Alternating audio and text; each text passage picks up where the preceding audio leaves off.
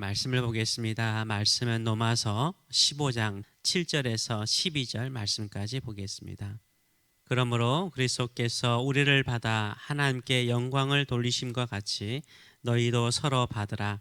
내가 말하노니 그리스도께서 하나님의 진실하심을 위하여 할례의 추종자가 되셨으니 이는 조상들에게 주신 약속들을 견고하게 하시고 이방인들도 그 긍휼하심으로 말미암아 하나님께 영광을 돌리게 하려 하심이라. 기록된 바 그러므로 내가 열방 중에서 주께 감사하고 주의 이름을 찬송하리로다 함과 같으니라. 또 이르되 열방들아 주의 백성과 함께 즐거워하라 하였으며 또 모든 열방들아 주를 찬양하며 모든 백성들아 그를 찬송하라 하였으며 또 이사야가 이르되 이새의 뿌리 곧 열방을 다스리기 위하여 일어나시는 이가 있으리니 열방이 그에게 소망을 두리라 하였느니라. 아멘. 오늘 이 말씀을 가지고 서로 받아들이는 자리라는 제목으로 같이 은혜를 나누기를 원합니다. 서로 받아들이는 자리는 어느 자리일까요? 모든 자리가 다 서로를 받아들이는 용납의 자리일 수 있지만요, 영적으로 우리가 서로 깊이 서로를 받아들일 수 있는 자리는 예배의 자리입니다. 하나님을 향하여 함께 찬양하고 경배하고 예배하는 자리가요, 믿음의 형제들을 서로 받아들이는 자리입니다. 교회는 다양한 사람들이 모인 공동체입니다. 서로의 다양성을 인정을 해야 되겠죠. 서로의 다름을 인정을 해야 됩니다. 인정한다는 말은 있는 모습 그대로를 받아들인다는 의미를 가지고 있습니다. 있는 모습 그대로를 받아들인다면 나와 다른 사람을요, 나의 잣대로 평가하고 판단하지는 않아야 하는 것입니다. 왜냐하면 하나님께서 나와 다른 형제들을 있는 모습 그대로 받아들이셨기 때문입니다. 하나님께서 받아들이는 사람을 우리가 우리의 잣대로 평가하고 판단한다면 내 자신이 하나님보다 위에 있는 교만함을 행하는 것입니다. 교회는 서로 있는 모습 그대로를 받아들이는 공동체입니다. 교회 안에 연약한 자가 있고 부족한 사람이 있을 수 있습니다. 그러나 하나님께서 그런 연약한 사람을 받아들이셨음을 기억하시는 저와 여러분 되시기 바랍니다. 그리스도께서 받아들이신 그 사람을 우리도 함께 서로 받아들이시는 저와 여러분 되시기 바랍니다. 7절의 말씀은 이렇게 말합니다. 그러므로 그리스도께서 우리를 받아 하나님께 영광을 돌리심과 같이 너희도 서로 받으라라고 말씀하고 있습니다. 우리가 서로 받아들이면 어떤 공동체를 이룰까요? 서로 하나가 되어서 한 마음이 되어서 한 뜻을 가지고요, 하나님께 영광을 돌리는 것입니다. 결국 서로 받아들인다는 것은 하나님께 영광을 돌리는 그 길로 가는 것입니다. 하나님께 영광을 돌리는 것은 무엇입니까? 어제도 이야기를 나눈 것처럼요, 영광을 돌리는 그 자리가 예배의 자리예요. 하나님께 찬미와 찬양과 경배를 드리는 자리가 바로 예배의 자리입니다. 그래서 서로 받아들이는 것은요, 하나님께 영광을 돌리는 것이고 서로 받아들임을 통해서 함께 하나님의 보좌 앞에 나와서 예배하는 것입니다. 그래서 계속해서 구약의 성경을 인용하는데 그 인용하는 구절들의 특징이 무엇입니까? 하나님을 찬미하고 하나님께 경배한다라고 말하고 있어요. 9절에서 11절의 말씀을 보게 되면 이방인들도 그 긍휼하심으로 말미암아 하나님께 영광을 돌리게 하려 하심이라, 경배하게 된다는 거죠. 기록된 바 그러므로 내가 열방 중에서 주께 감사하고 주의 이름을 찬송하리로다 함과 같으니라. 또 이르되 열방들아 주의 백성과 함께 즐거워하라 하였으며 또 모든 열방들아 주를 찬양하며 모든 백성들아 그를 찬송하라 하였으며 라고 말하고 있어요. 열방은 모든 민족을 말하죠. 모든 민족이 먼저 주의 백성이 된 유대인들과 함께 즐거워하면서요, 함께 찬송하며 예배하는 것을 말하고 있습니다. 그래서 궁극적으로는요, 교회는 다양한 사람들이 모여서 함께 서로를 용납하고 받아들이고 함께 예배하는 공동체인 것입니다. 피부색에 상관없이, 인종에 상관없이, 언어에 상관없이, 빈부의 격차에 상관없이 하나가 되게 만드는 자리는요, 예배의 자리예요. 함께 예배할 때 모든 벽이 다 무너지는 것입니다. 제가 콜로라도에 살 때요, 이민교회도 저녁 예배가 많지 않고 한국에도 주일 저녁 예배가 그리 많지 않을 것 같은데요. 콜로라도에 살 때 주일 저녁 예배를 드리는 미국 대형 교회가 있었습니다. 큰 교회가 있었습니다. 거기에 가끔 시간이 되면은 아이들을 데리고 그 미국 교회에 참석한 적이 있습니다. 대부분이 다 백인들입니다. 다양한 사람들이 같이 모여서 저녁 예배를 드립니다. 찬양할 때요, 한 마음과 한 목소리로 하나가 되는 것을 제가 보았습니다. 그 교회는 찬양은 아이들도 같이 다 참여를 해요. 찬양하는 시간에는 다 아이들도 와서 앞자리에 서서 찬양팀 앞에 서서 찬양하는 모습을 볼 때 참 아름답더라고요. 인종과 언어와 민족과 나이에 상관없이 하나님을 향하여 함께 찬양하는 모습이 너무나 아름답게 보였습니다.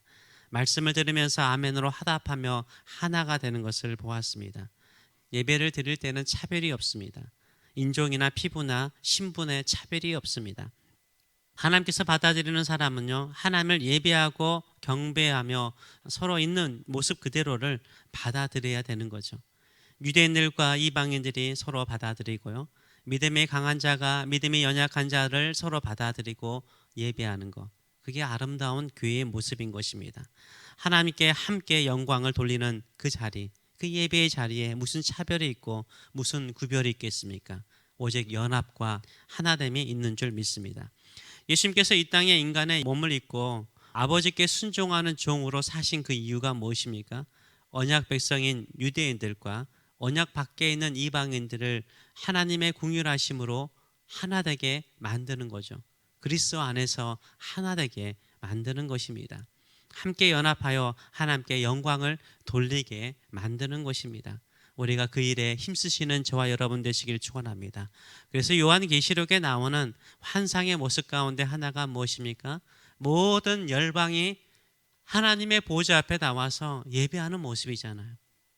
요한계시록 7장 9절에서 12절의 말씀을 보게 되면, 이후에 내가 보니 각 나라와 족속과 백성과 방언에서 아무도 능히 셀 수 없는 큰 무리가 나와 흰옷을 입고 손에 종려 가지를 들고 보좌 앞과 어린 양 앞에 서서 큰 소리로 외쳐 이르되, 구원하심이 보좌에 앉으신 우리 하나님과 어린 양께 있도다 하니, 모든 천사가 보좌와 장로들과 내 생물의 주위에서 서 있다가 보좌 앞에 엎드려 얼굴을 대고 하나님께 경배하여 이르되, 아멘. 찬송과 영광과 지혜와 감사와 존귀와 권능과 힘이 우리 하나님께 세세토록 있을지어다. 아멘 하니라 라고 말하고 있어요.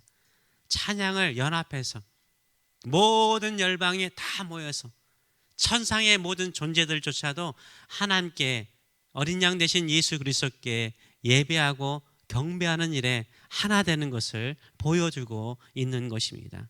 마음이 갈라지고 어려울수록 하나 되어 함께 예배하시는 저와 여러분 되시길 축원합니다. 2019년도 말에 발생한 코비드 19, 이 19이 19년도잖아요. 지금은 2021년도가 되었습니다. 2022년도까지 코비드가 갈 걸로 보여지지 않습니까? 벌써 3년째고 내년에는 4년째가 되어가요. 전염병 예방과 건강을 위해서 다른 어느 때보다요, 사회가요 통제되고 있고 차별과 분리가 심화되어 가고 있는 상황 속에 있습니다. 그 가운데 교회는요, 예배를 온전하게 드리지 못하고 있어요. 하나 되어서 온전하게 예배를 드리지 못하고 있습니다. 서로 한 마음과 한 뜻이 되어 예배하도록 우리는 구원을 받았습니다. 함께 하나님을 찬미하고 경배하고 주의 이름을 높이도록 부름을 받았음에도 불구하고 지금 많은 교회의 예배가 사라지거나 작아져 가고 있습니다. 건강이라는, 보건이라는 이 전염병을 예방한다는 문제 하나로 우리는 마음이 갈라져 가고 있습니다. 서로의 있는 모습 그대로를, 약한 모습 그대로를 받아들이지 못한 이 사회 속에서 우리는 어떻게 살아야 되겠습니까? 약함을 용납하고 수용하고 함께 예배의 자리로 모이시는 저와 여러분 되시길 축원합니다. 아무리 자신의 건강과 안전을 지키기 위해서요, 손을 씻고 예방 접종을 하고 코비드를 피해서 살아남을지라도요, 모든 인간들은요 결국은 다 죽습니다. 가끔 언론을 보게 되면 가장 큰 재앙에서 살아남았던 사람이요, 작은 사고로 죽는 것을 우리는 보곤 합니다. 우리 모두는 다 죽습니다. 그리고 하나님 앞에 쓸 것입니다. 살아남기 위해서 저는 열심히 살았습니다라고 말할 것입니까? 아니면 나보다 약하고 연약한 믿음의 형제들을 받아들이고 섬기며 살다 왔습니다라고 우리의 사명을 다한 것을 주께 보고할 것입니까? 예수 그리스도의 십자가의 은혜를 맛본 사람으로서 연약한 자들을 받아들이고 그들과 함께 예배하고 주님께 함께 영광을 돌리는 인생으로 남은 인생을 살아가시는 저와 여러분 되시길 축원합니다. 가끔 재난 영화를 보게 되면은 생사의 갈림길에서 살아남으려고 애쓰는 사람들, 다들 살아남으려고 애쓰죠. 어떤 사람은 자기 살려고 몸부림치다가요 끝내 죽는 사람이 있거나, 어떤 사람은 자기를 희생해서 남들을 살리고 죽는 사람도 있습니다. 이 전염병의 시대, 어려움의 시기 속에 어떤 인생으로 내 인생을 마치기를 원하십니까? 살려고 몸부림치다가 죽는 인생 아니라 연약한 자, 나약한 자들에게 사랑을 베풀고 용납하고 예수 그리스도의 영원한 생명의 복음을 전하면서 남은 인생을 살아가시는 저와 여러분 되시길 축원합니다. 오직 나를 구원하신 하나님을 향하여서 이런 어려움 순간에도 오직 주만을 찬미하고 주께 경배드리고 주께 감사드리고 모든 영광과 모든 능력과 모든 힘과 모든 지혜는 주께 있습니다라고 주께 경배하고 예배함으로 살아가시는 저와 여러분 되시길 축원합니다. 기도하겠습니다. 살아계신 하나님 아버지 은혜를 감사드립니다. 사람들의 마음이 살아남기 위해서 위축되어 있습니다. 돈을 벌기 위해서는 열심히 나가지만 예배를 드리기 위해서는 혹시나 내가 걸릴까봐 주저하는 이 시대, 또 사회가, 정치가, 또 분위기가 예배하는 자들을 비난하고 조롱하는 이 시대에 우리가 서로 연합하고 약함을 인정해 주면서 하나님께 온전한 영광을 돌리는 우리의 인생, 하나님께 영광 돌리기 위해서 예수 그리스도께서 우리를 받아들이셨나이다. 우리가 하나님께 영광 돌리는 이 예배의 자리를, 이 예배하는 삶을 온전하게 지켜나가며 사는 저희들의 삶들이 될 수 있도록 축복하여 주시옵소서. 감사드리며 예수님의 이름으로 기도합나이다. 아멘.